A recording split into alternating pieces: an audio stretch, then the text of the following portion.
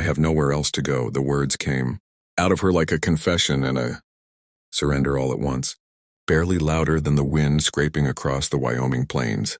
The rancher stood in the doorway of his weather-beaten house, lantern light spilling over the woman who had appeared out of the darkness like a ghost from a life he never planned to live. She was smaller than he expected, wrapped in a thin traveling coat dusted white from the long road, her gloved hands trembling, not from fear alone, but exhaustion that had soaked into her bones.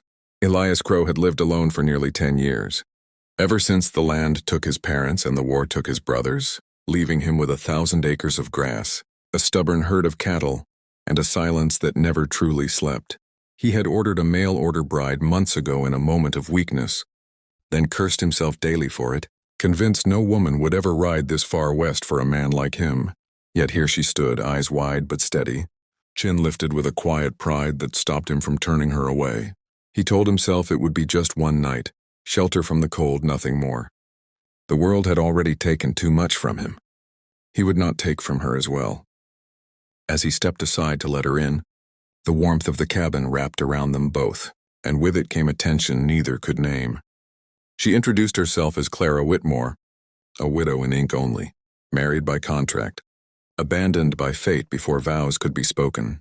Over a simple meal of beans and bread, the silence between them grew heavy but not empty, filled instead with glances that lingered a second, too long in memories neither dared to voice.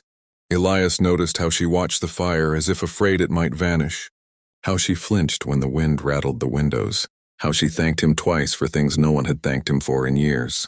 When he offered her the bed and took the chair by the hearth, she protested once and then fell silent, understanding the language of lonely people who survive by not asking for more than they're given.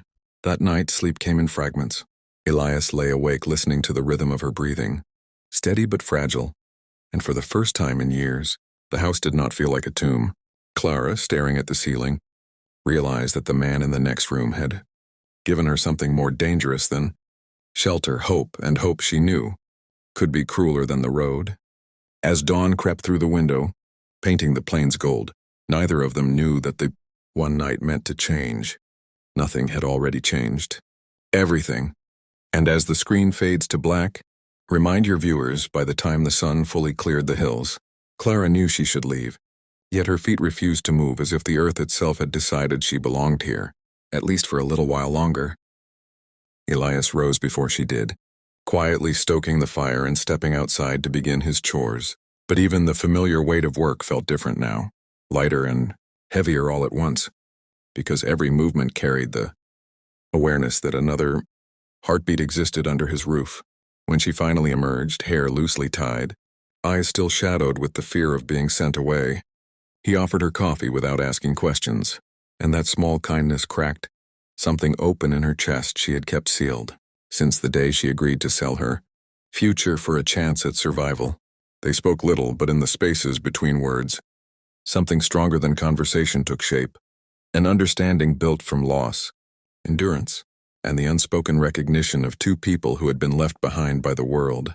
Clara helped where she could, sweeping the floor, mending a tear in a shirt with skilled fingers that told of a life once full of plans, and Elias watched her with a confusion that unsettled him more than loneliness ever had. He told himself again it would end at sunset, that she would continue on to town, find another arrangement, another man less broken, less dangerous to hope for. But fate, cruel and relentless, had other intentions. By mid-afternoon, a rider appeared on the horizon, dust trailing like a warning, and Clara froze as if death itself had called her name. The man carried papers, official, unforgiving, and when Elias read them, his jaw tightened. Clara's former sponsor had died, the contract voided, and without a guardian or husband, she was considered vagrant, property under a law that had no mercy for women without protection. If she returned to town, she would be sent back east in chains or worse, sold again to whoever could pay. Elias looked at the land stretching endlessly around them, the land that had taken everything from him but still gave him a living, and he realized that turning her away now would be no different than condemning her. That night when Clara whispered, "I never meant to be a burden," he answered without thinking, "You're not." And in that moment, the decision settled into his bones. He offered her more than one night. He offered her time, safety, and a name if she wanted it. Not as an obligation, but as a choice. Tears fell freely then, not loud or desperate, but quiet, relieved. And when she rested her head against his shoulder, the years of isolation he carried began to loosen their grip. Trouble did not vanish. Whispers reached town. Eyes watched the ranch, and danger loomed like a storm waiting to break. But something unbreakable had already formed between them. Clara chose to stay. Elias chose to stand. And together they discovered that sometimes love is not thunder or fire, but a door left open on a cold night, a promise kept when no one is watching, and the courage to say, "You're not alone anymore." As the story closes, remind your viewers that this kind of love, the slow, hard-earned kind, still exists. The trouble arrived quietly at first, the way all dangerous things do, carried on whispers through town and the slow, deliberate looks of men who believed loneliness made a man weak and a woman easy to claim. Elias felt it before he saw it. The way the air tightened when he rode into town for supplies. The way conversation stopped when Clara's name surfaced. Spoken like a rumor instead of a person. She sensed it too, though she tried to hide it. Standing taller at the ranch, working harder, proving with every sunrise that she was not a mistake or a burden, but a force of will shaped by survival. Yet the law had long memories and longer shadows. 2 deputies came riding up the drive one evening, boots heavy, eyes colder than the steel at their hips, carrying questions that were not really questions at all. They spoke of contracts, of ownership, of order, as if a woman's life could be folded into ink and sealed with a stamp. Elias stood between them and the house without raising his voice. But Clara heard the warning in it, the same warning men give when they are done yielding. When the deputies left, promising to return with authority, the silence that followed was thick with fear, and for the first time since arriving, Clara packed her bag. She told him she would go before trouble consumed him, that she would not be the reason his land or life was taken, and that was when Elias understood the depth of what had grown between them. Because the thought of watching her disappear down that road hurt more than any loss he had endured before. He stopped her not with words but with truth, confessing the nights he had prayed for meaning, the mornings he woke to nothing but dust and duty, and how her presence had turned survival into purpose. Clara wept then, not from fear, but from the realization that staying was no longer about safety, but choice. The storm broke the following dawn. Riders returned, not just lawmen, but townsfolk emboldened by rules that favored cruelty over compassion. Voices rose. Accusations flew. Elias stood firm, declaring Clara under his protection, his roof, his future, daring them to test the law against a man who had nothing left to lose. When Clara stepped forward and placed her hand in his, the gesture silenced the crowd more effectively than any gun ever could.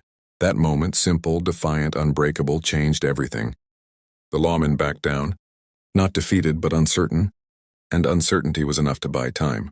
As the riders disappeared into the distance, Elias realized love was no longer a quiet thing lived in shadows. It was a stand taken in daylight with consequences and courage intertwined. And as Clara looked across the land she had nearly lost, she understood that belonging was not given by papers or permission, but forged by trust, sacrifice, and the bravery to stay when running would be easier. As the chapter closes, remind your viewers that the greatest battles aren't fought with fists or guns, but with the decision to protect what matters. Waiting was worse than the threat itself, stretching across days that felt like years, each sunrise carrying the question of whether the law or violence would come riding up the drive again. Elias worked the land harder than ever, not to escape fear but to anchor himself to something solid, while Clara learned the rhythms of the ranch as if she had been born to it, rising before dawn, riding fence lines, and turning a once silent house into a place that breathed. Yet beneath the calm they both knew the reckoning was inevitable. It came at last in the form of a single rider, a judge from town bearing revised papers and a truth neither expected. The law could be satisfied but only by marriage, immediate and binding with no room for delay or doubt. The decision hung between them, heavy with consequence because this was no longer about shelter or survival but the shape of a future neither had dared to imagine. Elias did not ask out of obligation or fear. He asked with honesty, admitting he could promise hardship, long days, and a love still learning how to speak after years of silence. Clara answered with steady eyes and a voice no longer afraid, saying she had already crossed oceans of uncertainty, and that choosing him was the first decision she had ever made freely. They were married that evening beneath a sky streaked with fire and gold. No guests but the land itself. No music but the wind through the grass. And when Elias slipped the ring onto her finger, the past loosened its grip at last.